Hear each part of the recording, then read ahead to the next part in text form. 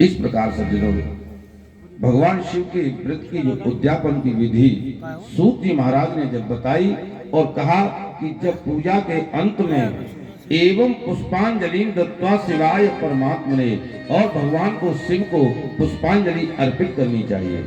और पुष्पांजलि का अर्थ यह सज्जनों, इस प्रकार की जो मुद्रा है इसको अंजलि कहते हैं, और इस अंजलि में जो पुष्प रखे जाते हैं उसे पुष्पांजलि कहते हैं। और ऐसा बोलकर भगवान की फिर वंदना करें, जो भी हमें याद हो भगवान की स्तुति उसकी प्रार्थना करें। और प्रार्थना करने से कहते हैं भगवान शिव कि उसके समस्त कार्य सिद्ध हो जाते हैं।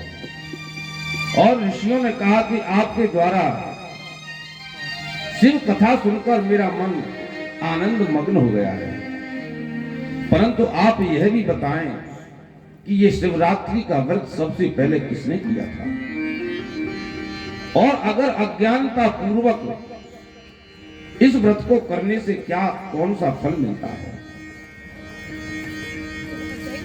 सूत जी कहते हैं ऋषिवर, तुमने बहुत सुंदर प्रश्न किया है, और मैं इस विषय में एक प्राचीन तुम्हें कथा सुनाता हूं, उसे सावधान होकर के श्रवण करें। कहते हैं कि पूर्व काल में गुरुदूह नाम का एक भील किसी जंगल में रहता था, और वह अत्यंत बलवान होने के कारण क्रूर कर्म किया करता था, और नित्य वन में जाकर पशुओं का वध करना, चोरी करना, ये उसके नित्य का काम था।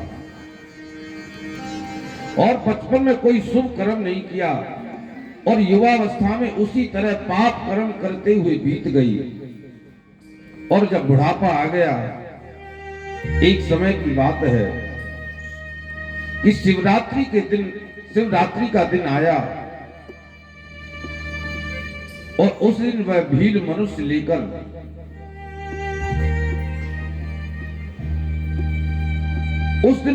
धनुष लेकर हिंसा करने के लिए वन में भटकने लगा शिवरात्रि के दिन। किंतु दुर्भाग्य से उस दिन एक भी पशु नहीं मिला, और सूर्यास्त भी हो गया, और वह बहुत दुखित हुआ और मन में विचार करने लगा कि आज घर में बच्चे को तथा पत्नी को हम क्या खिलाएंगे, और मुझे यहां से कुछ लेकर ही जाना होगा। ऐसा विचार कर वह व्याध किसी सरोवर के समीप बिल्व वृक्ष के नीचे जाकर के किनारे बैठ गया, और अवश्य यहाँ कोई जल पीने आएगा, तब उसे मारकर आनंद पूर्वक उसे घर लेकर के जाऊंगा। देव योग से रात्रि के प्रथम पहर में, इसलिए कहते हैं कि शिवरात्रि में रात्रि में हमारे यहाँ 24 घंटे में 8 प्रहर होते हैं, 4 दिन में और 4 रात्रि में। तो कहते हैं कि शिवरात्रि में चारों पहरों में भगवान शिव का पूजन करना चाहिए। और बिल वृक्ष के नीचे जाकर के जब वो बैठ गया, उसके मन में आया कि यहाँ कोई जल पीने आएगा और उसे मैं मारूंगा, और तब मैं उसे घर ले जाऊंगा। लेकिन देव योग से रात्रि के प्रथम पहर में प्यास से व्याकुल होकर एक हिरनी कूदती फांदती वहां गई। उस हिरनी को आया देख व्याध ने प्रसन्न हो उसे मारने के लिए धनुष पर बाण चढ़ाया, और उस बाण के द्वारा कुछ बिल्व पत्र नीचे गिरे, और वहीं पर एक शिवलिंग था, और लिंग पर बिल्व पत्र गिरने से व्याध के पाप नष्ट हो गए। और धनुष के शब्द को सुनकर भय से व्याकुल हिरनी व्याध को देखकर बोली, हे भील, तुम क्या करना चाहते हो? रात्रि में किस कारण से तुमने धनुष बाण लेकर के बैठे हो? सत्य सत्य बताओ। व्याध बोला, आज मेरा सारा परिवार भूखा है, और मैं तुम्हें मारकर अपने परिवार को तृप्त करूंगा। उस दुष्ट की व्याध की बात सुनकर हिरनी मन में विचार करने लगी कि अब मैं क्या करूंगा, कहां जाऊं, मृत्यु से बचने के लिए कोई उपाय करना चाहिए। इस प्रकार मन में सोचकर हिरनी बोली, हे व्याध, तुम यदि मेरे इस नश्वर देह के मांस को तुम्हारे परिवार को संतुष्टि अगर मिल जाए तो इससे अधिक पुण्य और क्या हो सकता है। इस संसार में उपकार से बढ़कर और कोई पुण्य नहीं हो सकता। कहते हैं कि परोपकाराय सताम विभूतया, किंतु मेरी एक तुमसे प्रार्थना है। मेरे सभी बालक इस समय मेरे आश्रम में हैं, इन सबको अपने स्वामी को सौंपकर और उन्हें समझाकर मैं पुनः आ जाऊंगा।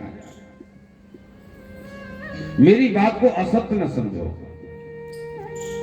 मैं अवश्य ही तुम्हारे पास आ जाऊंगी, इसमें जरा भी संशय नहीं है। और कहा भी गया है कि स्थिता सत्येन धरणी सत्य नैव न वारिधि सत्येन जलधाराश्च सत्ये सर्वं प्रतिष्ठितम्।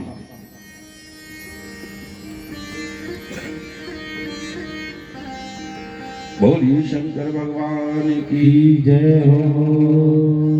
देखो, सत्य के बल पर ही पृथ्वी टिकी है, सत्य से जल की धारा बहती है, वेद सत्य से टिका है, सब कुछ सत्य में ही प्रतिष्ठित है। और मृगी के इस प्रकार कहने पर व्याध को विश्वास नहीं हुआ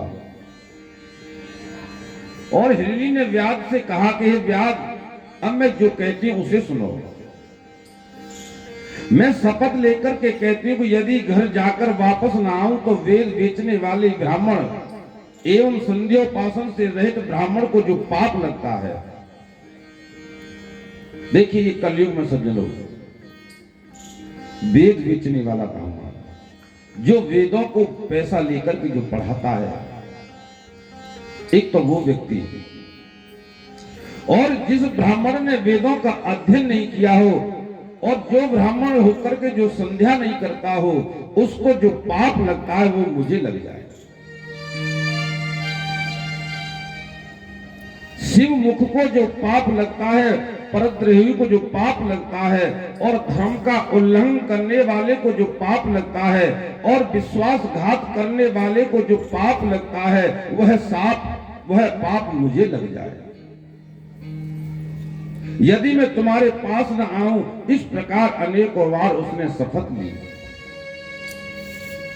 तब भील को हिरनी के ऊपर विश्वास हो गया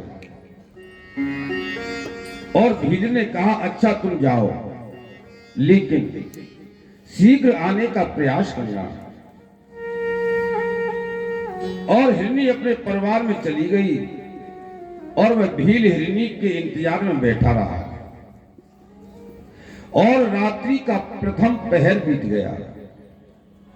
इस बीच उस हिरनी को बड़ी बहन उसे खोजते हुए उसी स्थान पर आ गई। उसे देखकर भील ने पुनः बाण खींचा तो पूर्व की भांति सिंह के ऊपर बिलपत्र जा गिरा। और इस प्रकार संयोगवश दूसरे प्रहर की जब पूजा हो गई, इधर हिरनी ने अपनी बहन की तरह प्रश्न किया, हे वनेचर, रात्रि को यहां क्यों बैठे हो? तुम इस व्याध ने सारी बात बताई।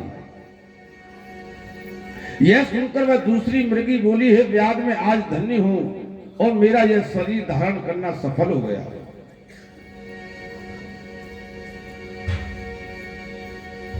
पहले वाली हिरनी की तरह इसने भी वही बात कही, अब मैं तुम्हारी बात कोई नहीं मानूंगा और तुम्हें अवश्य मारूंगा। उसी समय हिरनी बोली, तुम मेरी बात सुनो, अगर मैं यदि लौट कर के ना आऊं तो मुझे शिव निंदा करने वाले को जो पाप लगता है, शिव की बुराई करने वाले को जो पाप लगता है, अथवा वह सभी पाप मुझे लगे। मृगी के इस प्रकार की शपथ सुनकर व्याध ने उसे भी जाने की अनुमति दे दी और हिरनी प्रसन्न होकर चली गई। उस व्याध का अब दूसरा प्रहर भी मृगी के इंतजार में बीत गया। व्याध मृगी का इंतजार कर ही रहा था कि एक मृग आता हुआ दिखाई पड़ा। उस हष्ट पुष्ट मृग को देखते ही व्याध बहुत प्रसन्न हुआ और जैसे ही मारने के लिए बाण उठाया तभी बिल्व पत्र तीसरी बार शिव के ऊपर गिर गया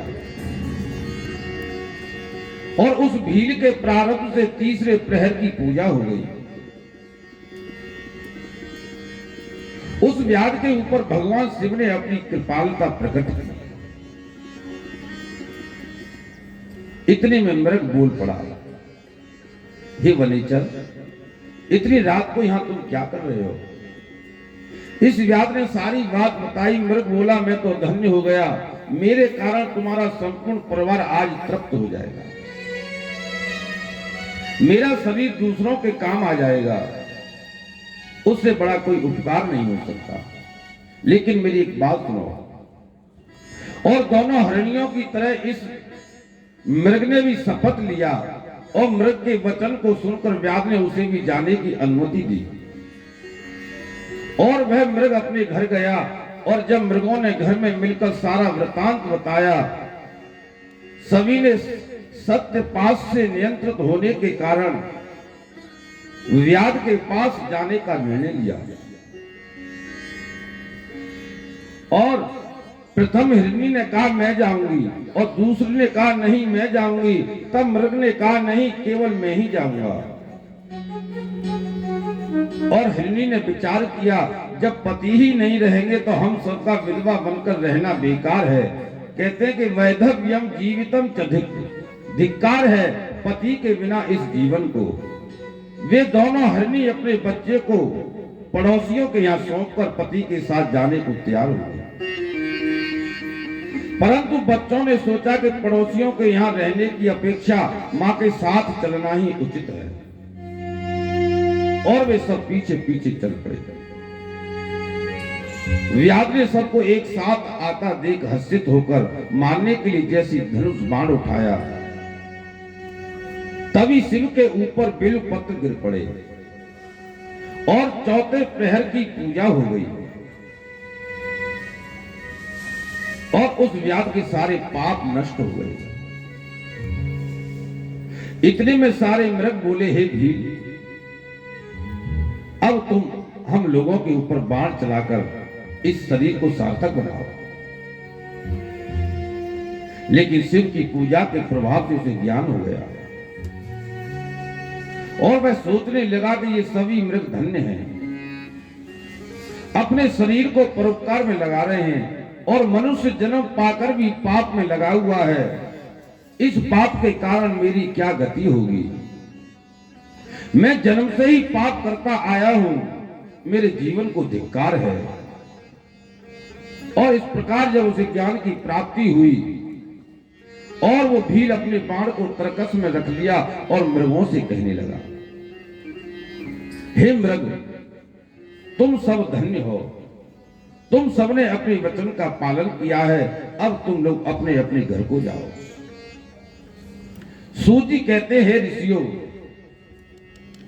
उस भील के ऐसा कहने पर महादेव प्रसन्न होकर और उस व्याध द्वारा पूजित उत्तम स्वरूप के रूप में उस व्याध को भगवान ने दर्शन दिया।